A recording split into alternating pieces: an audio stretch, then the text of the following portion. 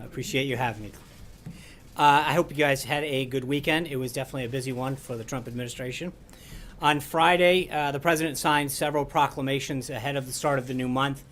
Those are all available at whitehouse.gov. On Saturday, you may have not noticed, but it was the president's 100th day in office, for those of you not keeping count. The president took several significant steps towards leveling the playing field for American workers and businesses while visiting an Ames factory in Harrisburg, Pennsylvania. Ames has been making tools in America since before our country's founding. It's an example of the amazing persistence of the American spirit, the type of company that will be able to expand and create new jobs under the president's pro-growth economic agenda. He signed 2 executive orders at Ames that will help keep jobs and wealth in our country. The first fulfilled an executive order of a major campaign promise by directing the Secretary of Commerce to identify every violation and abuse of our trade agreements and to use every measure available under the law to end those abuses. And the second established the Office of Trade Manufacturing Policy, which will be led by Dr. Peter Navarro. This office replaces the National Trade Council and elevates it to a permanent office within the White House, sending an important signal to the world that the United States will no longer tolerate trade cheating while our manufacturing and defense industrial base suffers. He also signed a third executive order over the weekend establishing the American Technology Council, which will be led by Chris Liddell, which is dedicated to modernizing the federal government's information technology so that it works more efficiently and effectively for everyone. And he wrapped up the day speaking to thousands at a rally in Pennsylvania. This weekend, the president also engaged with some of our longtime allies in Southeast Asia who are on the front lines against the fight against ISIS and other forms of terror through calls with the president of the Philippines, the prime minister of Singapore, and the prime minister of Thailand. Today's a start of another big week here. After signing a proclamation on Law Day, he stopped by the Kennedy Garden, where around 100 members of the Independent Community Bankers of America kicked off their Capital Summit. Smaller banks are one of the driving forces behind economic investment and development in our communities, but they've been disproportionately harmed by the dramatic increase in regulation since 2008, declining in number by 30% since 2008. The president's pro-growth agenda, including instituting what he has called a 21st century Glass-Steagall, will allow these banks to spend less time complying with unnecessary requirements, many of which were designed to police much larger entities, and more time infusing their communities and local small businesses with capital. It's also the start of Small Business Week. Today, Ivanka Trump will be participating in a conversation at the United States Institute of Peace with SBA Administrator Linda McMahon. And the Vice President will deliver remarks at the National Small Business Week Awards program later this afternoon. Back to the President's schedule. After speaking with the community bankers members, the President had lunch with Vice President Pence, Secretary of State Tillerson, and Secretary of Defense Mattis, as well as National Security Advisor McMaster, before meeting separately with Secretary Tillerson. I also want to mention this morning that FEMA held a severe weather coordination call to discuss impacts on the remaining threat for continued severe weather across portions of the Southwest to the Mississippi Valley, which has already killed 5 people in Texas. Secretary of Homeland Security Kelly participated on the call, and the White House is in contact with local governments in these affected areas. We'll have those communities in our thoughts and prayers and encourage everyone to follow the directions of their state, tribal, and local officials to stay safe. Finally, let me run down what we're expecting for the president's schedule this week. Tomorrow, he'll present the Commander-in-Chief Trophy to the United States Air Force Academy. Wednesday, the president will host the president of the Palestinian Authority for an official visit. And on Thursday, he'll host a National Day of Prayer event. And as I mentioned last week, he will then attend an event commemorating the 75th anniversary of the Battle of Coral Sea aboard the USS Intrepid and meet with the Prime Minister of Australia. I'll continue to update you on the schedule throughout the week. And with that, your questions. Jill. Thank you very much. So I wanted to go back to the comments that the president made this weekend on Face the Nation on healthcare regarding pre-existing conditions. Mm-hmm. And he has said specifically that the bill he wants to sign would, quote, mandate that pre-existing conditions be covered. Can you talk us through a little bit of what he meant there? Was he referring to something he wants to push to include in the bill? Was he talking about the language that's already in there? Well, I think both, in the sense that the MacArthur-Meadows amendment ensures that existing conditions are continued to be covered. But then obviously as this bill hopefully passes the House this week or whatever it does, and then goes through the Senate and the House. This is an issue that is important to him.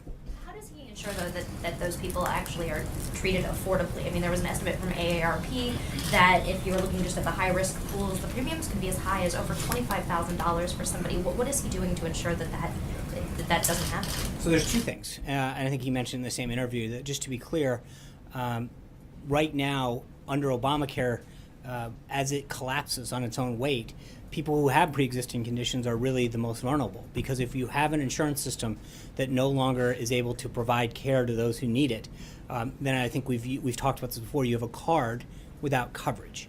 So what the president is doing is ensuring going forward, as we attempt to repeal it and replace it, that coverage of pre-existing conditions is at the core of that. So that is something that he has ensured is in the current bill, and will continue to push for to make sure that coming out of the Senate and going to conference is there as well. John. A couple things for you, Sean, if I could. First of all, what do you say to conservatives who feel like they didn't get a whole lot out of this spending bill? There was no money for the wall, no cuts to sanctuary cities, funding for Planned Parenthood was maintained. What do you say to those conservatives? Let's take them in order. But I think the president got a lot out of this bill. Most specifically, $21 billion to help rebuild the military. I think that is something that he was very proud to campaign on, and is delivering on. That's probably the biggest thing. With respect to border security, he got $1.52 billion into the current language that's posted. I think that's a significant, and remember, I think people have to keep in context. We're talking about 2017 funding, right? So this is something that most presidents would walk into office and that would have been done. Because the last Congress didn't do this under President Obama, we have an opportunity to get some of the president's priorities infused for the last 5 months of 2017. That's a big step forward, and something that he'll continue to fight for in 2018. When the fiscal year starts, the end of September, we will have an opportunity to really infuse the president's priorities. But I think there's a lot there, and there's also DC school choice was something that we felt very strongly about making sure was back in. There's no Obamacare bailout. There's the coal miners is something that the president felt very strong on making sure they got taken care of. That happened. So there's a lot in this bill that I think of the priorities that he put forward on. But clearly you had to give up on some things. No, I mean, I think on the Planned Parenthood thing in particular, but again, remember, this is 2017 funding. This is something that he wouldn't normally even had a shot at because it should have been done. So infusing his priorities in the 2017 budget cycle is actually something that he's been able to have a say in, which is a big deal for the remaining 5 months. The 2018 budget will address those things, but this is a down payment on border security. It's a down payment on his ability to rebuild the military, and repealing and replacing Obamacare will address a lot of the other health care issues. And the other issue I had, on the pending visit of Duterte from the Philippines, Chris Coons said that the president is giving his stamp of approval to human rights abuses. Governor John Sununu, on the other hand, said this is part of the unpleasant things that presidents have to do. What's the White House's perspective on Duterte and him coming in? Well, I think it is an opportunity for us to work with countries in that region that can help play a role in diplomatically and economically isolating North Korea. And frankly, the national interests of the United States, the safety of our people, and the safety of people in the region are the number one priorities of the president. Mike?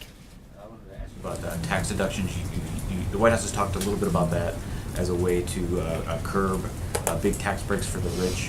Are you looking at any other policy changes when it comes to limiting breaks for the top 1%? Well, we're at the beginning of this process, but I think you saw from the briefing that was given the other day, the focus on this is really at lower and middle income Americans. The doubling of the standard deduction means that a family of four that is making, right now they're getting a $24,000 deduction. Which means in a lot of cases you're going to see a family pay zero taxes at the lower end of the economic scale. That's a big deal for them to really help put more money back in their pocket and help them take care of their family. Trey. Thanks, Sean. On healthcare, there seems to be a new optimism from the White House. How confident is the president that he will get a healthcare bill past the House this week? I think the president has made it clear that he's not instituting a timeline. I've said this before, and I'll continue to say that we feel confident the direction this is going. We see more and more members come on board. A lot of the changes were made make the bill not only better, but garner greater support. So we feel very good about. On North Korea, today the president told Bloomberg he was open to meeting with Kim Jong-un if the conditions were right. How does the president define the right condition to have this meeting? Well, there's a lot of things that go along with that, and I think that's the key thing. Under the right circumstances was, I believe, the phrase he used, and I think that is something in keeping with our consistent with the policy expressed by Secretary Tillerson as well. We've got to see the provocative behavior retched down immediately. There's a lot of conditions that I think would have to happen with respect to its behavior, and to show signs of good faith. Clearly, the conditions are not there right now, but I think the president's made it clear, as Secretary Tillerson had the other day, that if the conditions, if the circumstances present themselves, we would be prepared to, but they're clearly not at this time. Thanks, Sean. Picking up on healthcare, it's believed possibly that you might be down, Republicans down to maybe just a handful of votes away.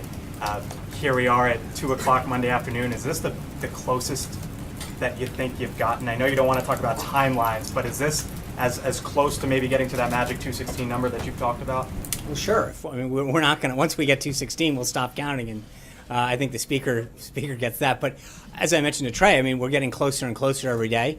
So I would assume that today we were closer than we were a week ago, but we're not there yet, and that decision is going to be wholly within the speaker, the majority leader, and the whip to let us know when they're going to open that vote up. And let me ask you about Dodd-Frank. The president just gave an interview in which he said, I am looking at that right now. He goes on to say there's some people that want to go back to the old system, right? So we're going to look at that, meaning potentially breaking up the banks. So breaking up the banks, going back to Glass-Steagall, is that something that he is just looking at, or is that something that is a preference of his at this point? I think I mentioned it in the opening. He's looking at a 21st century Glass-Steagall. But it's something that we've talked about at the beginning. He mentioned this on the campaign trail. It shouldn't be a surprise to anybody, but it is something that is currently being looked at. Sarah? Thanks, John. So you're saying that you're not confident that the votes are lined up behind the health care bill. So this morning when Gary Cohn said that the bill was ready to be brought to the floor, did Gary Cohn misspeak? No, I would never want to get in front of the speaker. That's up to them. We have a good whip count. I think we feel very good about where we are and where it's headed. But ultimately, the speaker and the House leadership determine when to call a vote. I think that we know that when the vote gets called, we'll feel confident that it's going to be able to pass. Zeke? Thanks, Sean. The president on the campaign trail raised alarm about federal debt and deficits.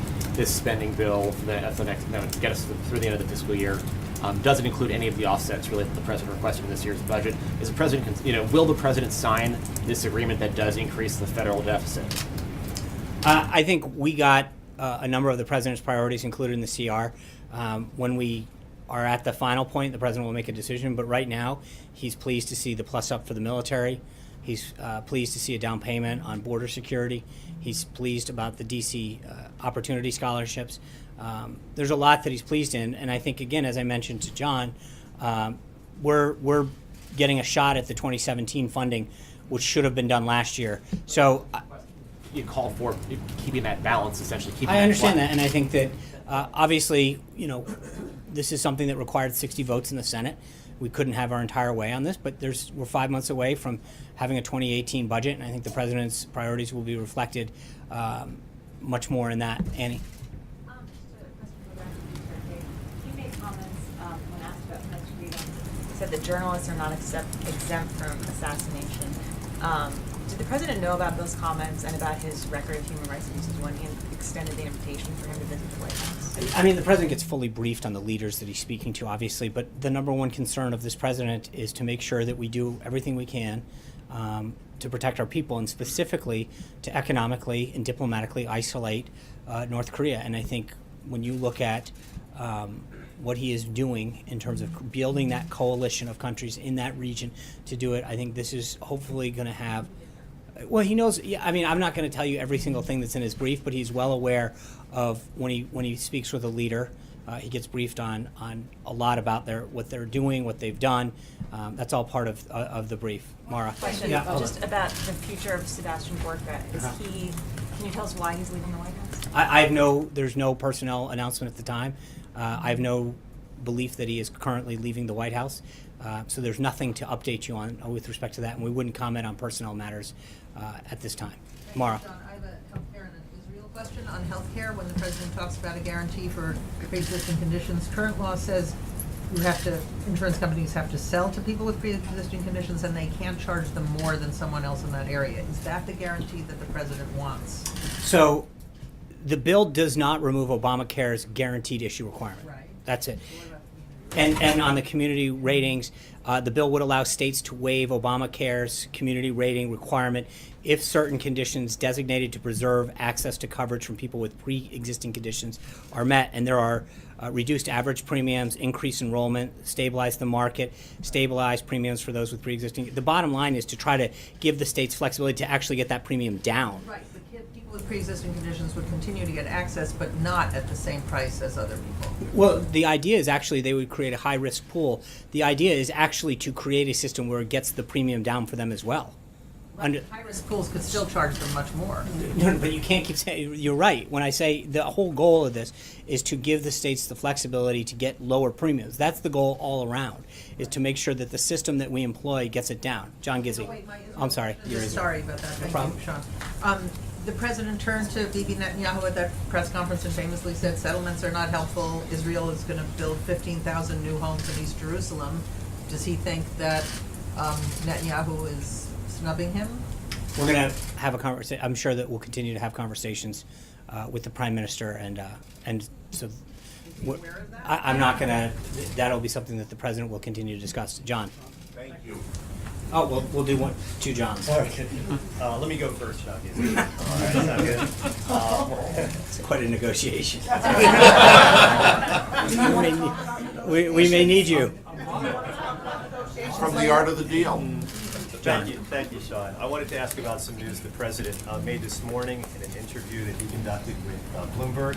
In that interview, he talked about the possibility of raising gas taxes to pay for infrastructure spending. And of course, the president has put forward the idea of a $1 trillion infrastructure spending plan. Can you talk a little bit more about this possibility of raising gas taxes? Yeah, so what the president said during that interview is that folks from the industry had come to him and expressed to him how the deteriorating roads were affecting their ability to deliver goods and services throughout this country, and that they had expressed a willingness to see something like that as a way to help pay for and repair the roads and bridges, and that he said that he, out of respect, would definitely listen to them and consider it. That's As it relates to this idea that the gas tax in America hasn't been raised for some time, what makes the president believe that now is the time that Republicans who have been opposed to this idea would be open to this idea? I think you're missing. Look, that he did not express support for it. He expressed that a group that had met with him expressed support with it, and that he, out of respect, would consider their request. That's it. There was no endorsement of it or support for it. He was just relaying what another industry group had shared with him about how to pay for the roads and bridges that need to be repaired, and the impact that deteriorating roads and bridges are having on their ability to operate and to deliver goods and services, and frankly, the cost that it is having on their trucks, on their infrastructure. John Gizzi. You have not foreclosed this possibility of raising. No, I think people ask the president all the time, please consider the following policy, and he has an open mind. I mean, there are people on both sides of the aisle, different backgrounds, that come in to see the president and ask him, could you please consider this? Will you keep an open mind on it? And I think that's frankly what the president was doing. John Gizzi. Thank you, Sean. Thank you, John. And thank you, John. I have two questions, one foreign policy and one on domestic politics. First, last Wednesday, the Kremlin outlawed the Open Russia movement, the premier opposition group to the ruling regime in Russia, and the following day, security forces were forcibly closing down Open Russia's office in Moscow and other places. Does the administration have a statement on this? I do not. I would refer you to the State Department. All right. My second question is, on Sunday, Congresswoman Ileana Ross-Layton, a 14-term veteran of the House, past chairman of the House Foreign Affairs Committee, announced her retirement. Her statement comes on the heels of a similar announcement by Congressman Chaffetz, and before that, only a few weeks ago, Lynn Jenkins of Kansas. That's three respected Republican House members, all calling it quits. Is the president concerned about the number of Republican House members who do not want to be on the ballot next time and are leaving Congress? No, and I respectfully, I would say that there are two groups of folks. I mean, in the case of Congresswoman Russ Layton, I think she's been here 35 years, and she just 28. And so she's just decided that it's time to retire. In the case of Congressman Chaffetz, he announced that, that doesn't. I don't think that there's any belief that you have to stay here for 20, 30, 40, 50 years. There's always going to be churn between election cycles between members of both parties who decide for a number of reasons to go back home, and I think that's a healthy part of the democracy, and that's frankly something that our framers sought as citizen legislatures. So to some degree that's a healthy part of it, but we feel very confident about where we stand. Jennifer. Sean, the president opted not to continue Obama's tradition of holding an Easter prayer breakfast, that he is holding a National Day of Prayer event. Was that a scheduling issue, or did he think, what was the thought process there? I really don't know. I know that we wanted to do this National Prayer Breakfast this Sunday, and I think you're going to see a lot of folks represented. I don't know enough about Obama's thing, how far back it went, but each president's going to have their own traditions, and I think this is one that the president, that morning after you've got the Easter egg roll and there's a lot going on, this is his way of starting a tradition here at this White House to bring faith leaders from a variety of backgrounds here to the White House. Sean. Amy. Thanks, Sean. Back to Glass-Steagall for a second. As you can imagine, the president's comments today are getting a lot of attention on Wall Street. So can we be just very clear about this? Does the president favor breaking up the big banks? I think he talked about on the campaign trail, and he's mentioned it before, this idea of a 21st century Glass-Steagall, a modernization of it, and we're not at a point where we're ready to roll out details of that yet. This is something, as the president said in that interview, he is actively looking at options and considering things. We're not at a position to make any announcements on this at this time. Any steps toward that behind the scenes that we're not aware of? Well, I mean, he's obviously been briefed by his advisors. Secretary Mnuchin and others have given him ideas and thoughts to ponder. We have nothing to announce at this time. Todd. Thanks, Sean. So the lack of border wall funding raises a question of just how serious the president is about getting the border wall constructed. Is it not urgent? Is it not an emergency anymore to build this barrier? What is the timetable and deadline that he has in mind? Well, make no mistake, the wall's going to be built. The president has made it very clear. We have 5 months left in this fiscal year. We're getting $1.52 billion for border security. There's a lot that can be done with that. We've got a lot of things that happen before the wall is built in terms of planning, technology, gates. There's a lot of things that can do to prepare for that wall being constructed. This was a down payment for 2017, and as we get ready for fiscal year 2018, that'll start in the beginning of October, this will be a major priority. It will be built. Is there a time certain? Is there a deadline by the end of 2018? That it'll be completed? I know the president wants it done as quick as possible. There have been bids that have been put out.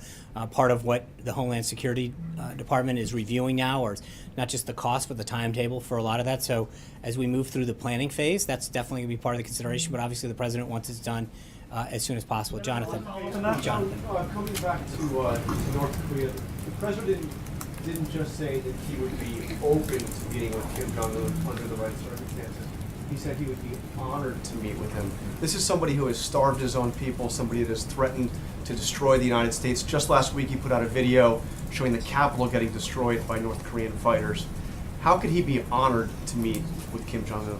Well, the president understands the threat that North Korea poses, and he will do whatever is necessary under the right circumstances to protect our country from the threat that they pose. How would that be an honor? Well, Jonathan, I guess because he is still the head of state, so it is sort of there's a diplomatic piece to this, but the bottom line is the president's going to do what he has to do. Right now, he's building a coalition in the region to isolate North Korea, both economically and diplomatically, to get the threat, to take that threat down.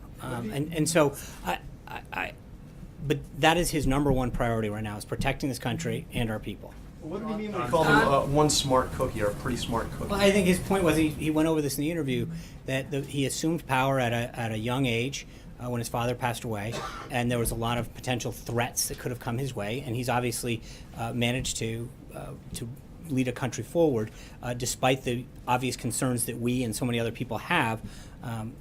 He is a young person to be leading a country with nuclear weapons, and so. That set aside, I think the president recognizes the threat that he posed and is doing everything he can to isolate that threat and to make sure that we bring stability to the region. Margaret. Sean, on North Korea and then on Philippines. On North Korea, both with the president's comment on Kim Jong-un and what Secretary Tillerson said, you seem to be making the offer that we could have direct talks with North Korea. Who's going to be leading those? Please. Yeah, I think that you've the key part of the president's statement was under the right circumstances. And that is the key. And those circumstances do not exist now. This is consistent with what Secretary Tillerson said the other day. But I think that if North Korea continues down a degree of provocative behavior, then those circumstances will never be there. But we want to hold out the possibility that if North Korea were ever serious about completely dismantling its nuclear capability and taking away the threat that they pose both to the region and to us, that there's always going to be a possibility of that occurring. That possibility is not there at this time. Who would lead that? Is that Well, the White House or the State we're not. Department? We're so far away from that possibility existing. To start identifying an individual would be highly premature. Philippines, when you have been asked about President Duterte and his human rights record, you continue to say the effort here is to isolate the Philippines from North Korea. Part of this coalition to isolate also North Korea. build a Are you suggesting that the Philippines has some sort of inappropriate contact with North Korea? Are you suggesting that we are requesting greater access perhaps to their military bases? What is it exactly? Well, I think there's an economic piece to this as well. And I'm not going to go into, that's part of the reason that I think the president wants to meet with him. And I'm not going to get ahead of their discussions, but I would suggest to you that there are multifaceted ways and areas in which not just the Philippines, but other countries in the region can help play a role, both economically, diplomatically, and otherwise, to help deter the threat that they pose. Are you suggesting, though, that they are trading or conducting some kind of No, I'm not going to, like I said, when you say economic peace, that's what I just want to clarify. Right, and again, I'm just going to let the president will have an opportunity to speak with him about those objectives. At this time, I'm not going to get ahead of that discussion. Glenn. Sean, two quick related questions. First of all, you just described Kim Jong-un as somebody who led his country forward at an early age. The president has invited Duterte, who, as Annie pointed out, has talked about assassinating journalists. The president put out a statement after Erdogan won his referendum, congratulating him. He said kind things about Putin during the campaign, said kind things about Saddam Hussein. Does the president have a thing with these totalitarian leaders? Does he admire something about the way these guys conduct themselves? No, the president, clearly, as I've said, understands the threat that North Korea poses. Having someone with the potential nuclear capability to strike another country, and potentially our country at some point in the future, is something the president takes very seriously. And so the idea that he is doing everything diplomatically, economically, and militarily to consider every way to prevent that threat from taking on the United States is something. I understand. Unfortunately, those are the neighbors. There's certain things. Those are the countries in the region. Those are the countries that can be helpful as we move forward to try to prevent the threat that they pose. Go ahead. Wait, one follow-up question.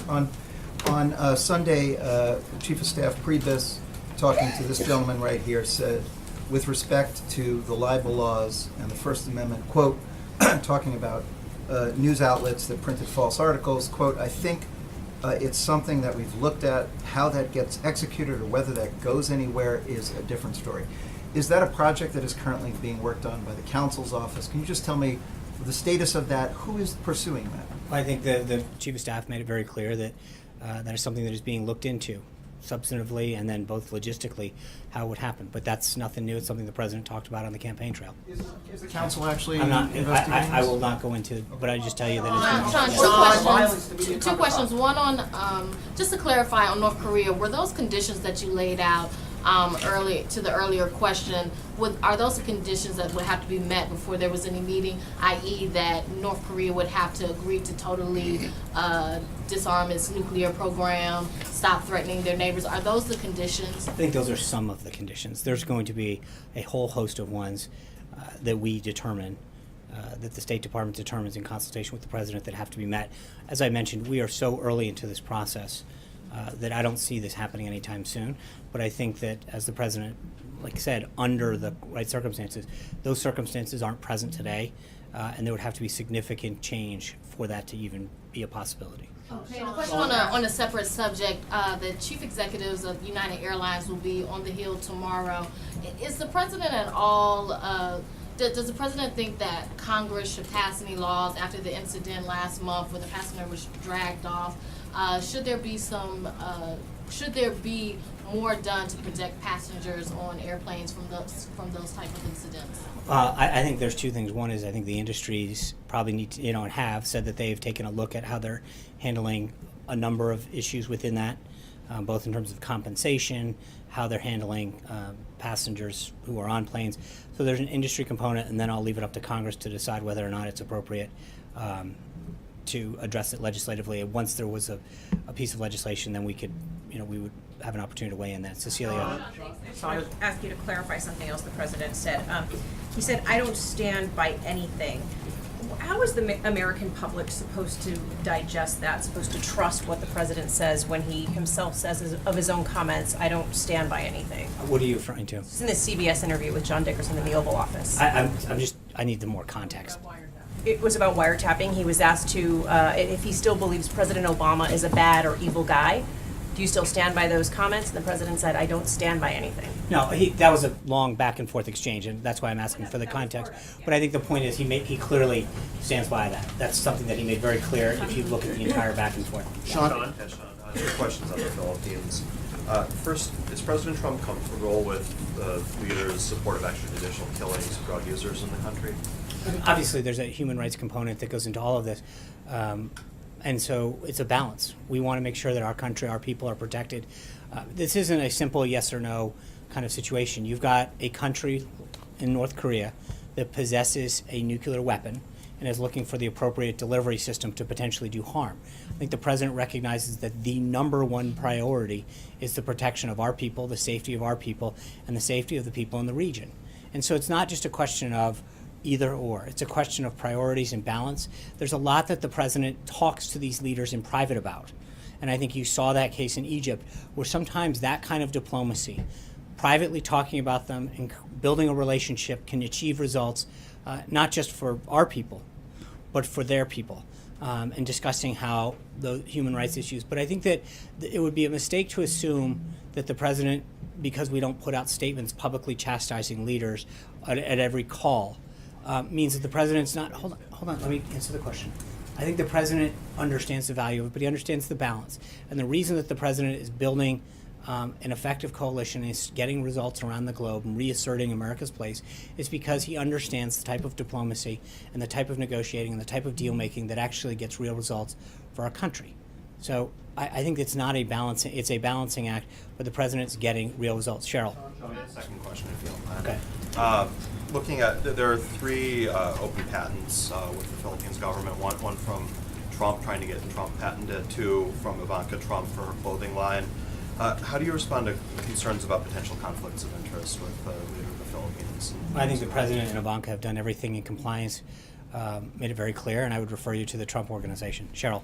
I just want to clarify something you said to Zeke. Is there a possibility that the president would not sign this spending agreement?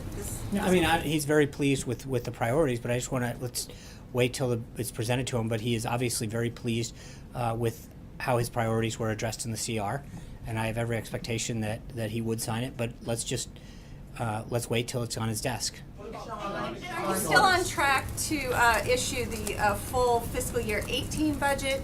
Is it mid-May, or do you have a date for that? I'll tell you about my understanding was it was still mid-May, but I'd want to consult with Director Mulvaney first. Jim. Thanks, Sean.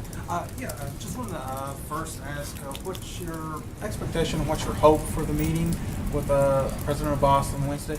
And secondly, is the president still considering moving the U.S. Embassy to Georgia, and will that be discussed? That is still being discussed by staff. And then what was this first question? I'm sorry. The first question is your expectations going forward. What Obviously, do you hope from this the meeting? president's Do you think ultimate it'll goal move forward? is to establish peace in the region. And so I think that's obviously the goal and the discussion that he's going to have with the head of the Palestinian Authority.